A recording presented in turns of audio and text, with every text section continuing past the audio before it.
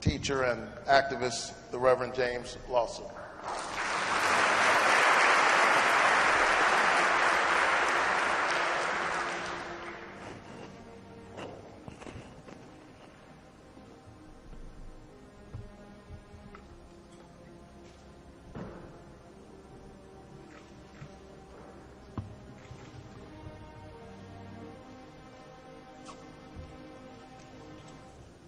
Good morning.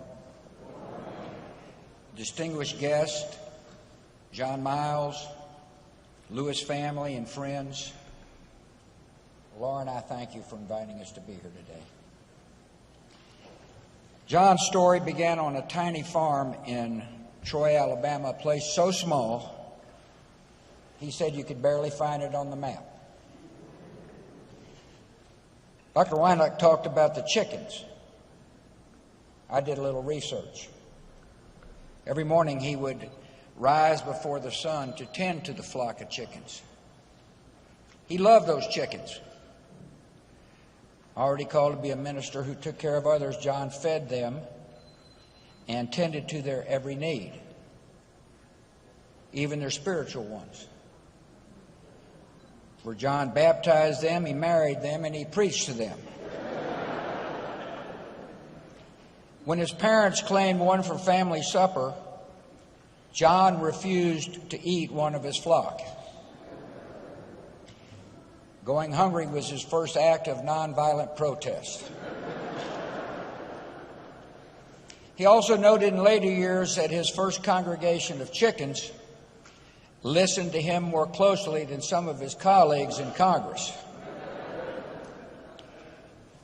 John also thought that chickens were just a little more productive. At least they produced eggs, he said. From Troy to the sit-ins of Nashville, from the Freedom Rides to the March on Washington, from Freedom Summer to Selma, John Lewis always looked outward, not inward. He always thought of others. He always believed in preaching the gospel, in word and in deed, insisting that hate and fear had to be answered with love and hope. John Lewis believed in the Lord. He believed in humanity, and he believed in America. He's been called an American saint, a believer willing to give up everything, even life itself, to bear witness to the truth that drove him all his life. That we could build a world of peace and justice, harmony and dignity and love. And the first crucial step on that journey was the recognition that all people are born in the image of God and carry a spark of the divine within them. Laura and I were privileged to see that spark in John up close.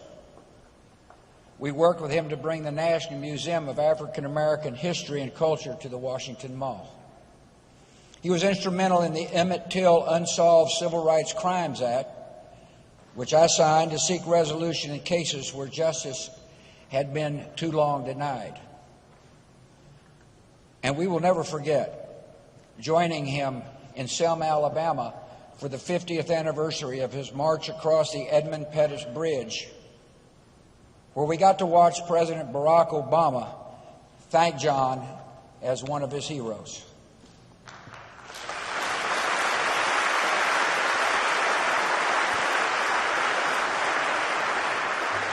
There's a story in the old scriptures that meant a lot to John.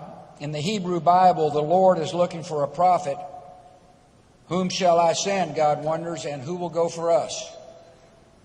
Isaiah answers, here am I. Send me. John Lewis heard that call a long time ago in segregated Alabama, and he took up the work of the Lord through all his days. His lesson for us is that we must all keep ourselves open to the hearing the call of love, the call of service, and the call to sacrifice for others. Listen, John and I had our disagreements, of course. But in the America John Lewis fought for, and the America I believe in, differences of opinion are inevitable elements and evidence of democracy in action.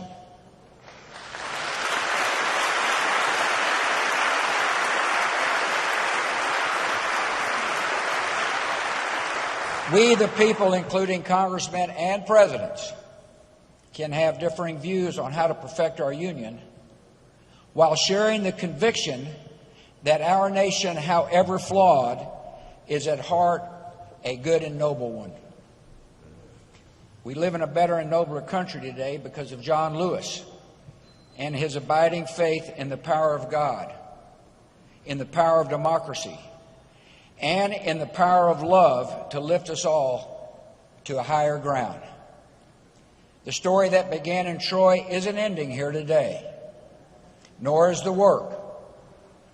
John Lewis lives forever in his Father's house, and he will live forever in the hearts of Americans who act justly, love mercy, and walk humbly with their God. May the flights of angels see John Lewis to his rest, and may God bless the country he loved.